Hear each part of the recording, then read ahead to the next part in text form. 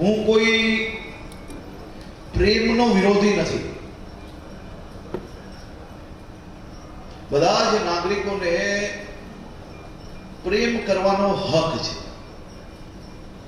પરંતુ કોઈ બી modus operandi થકી આપણા રાજ્યની દીકરીઓને ખોટા નામ ધારણ કરીને, ફોસલાવીને અને સોશિયલ મીડિયાના આ જમાનામાં ટેકનોલોજીનો દુરુપયોગ કરીને આપણા રાજ્યની દીકરીઓનું જીવન બરબાદ કરવાનું કામ કરનાર કોઈ બી વ્યક્તિ હોય એને આપણે ના છોડવું જોઈએ.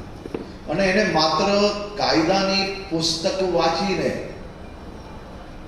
એટલા પૂરતું જ નહીં, પરંતુ મનથી, દિલથી આવવું જોઈએ કે આ દીકરીની બદલે જો આપણી દીકરી હોત તો શું કરતે.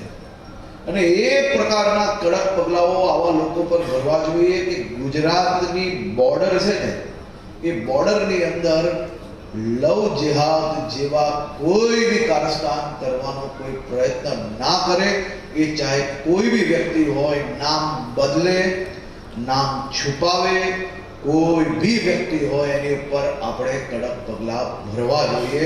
આમાં કોઈ સાચા પ્રેમનો વિરોધ નથી કરવાનો, કોઈ સાચા વ્યક્તિને આપણે હેરાન કરવા નથી જવાનું.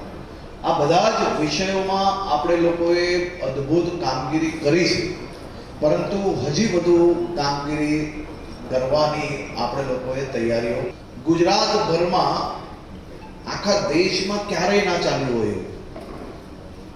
કદાચ આખા ગુજરાતનો આંકડો જ્યારે આપ સૌ લોકો સાંભળશો કે માત્ર 100 કલાકમાં જે યાદી હિસ્ટ્રી ચીટર્સ હોય કે પછી ગુનેગારો હોય કે પછી ગામની અંદર જે લોકો ભયંકર ત્રાસ આપતા હોય એવા સૌ લોકોની 100 કલાકની અંદર આવા ગુનેગારોની યાદી બનાવવામાં આવી.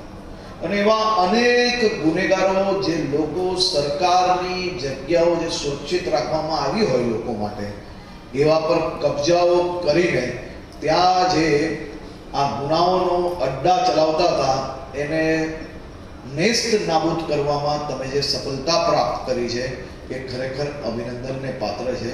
પરંતુ આનાથી આપણે સંતોષ નથી મેળવવાનો.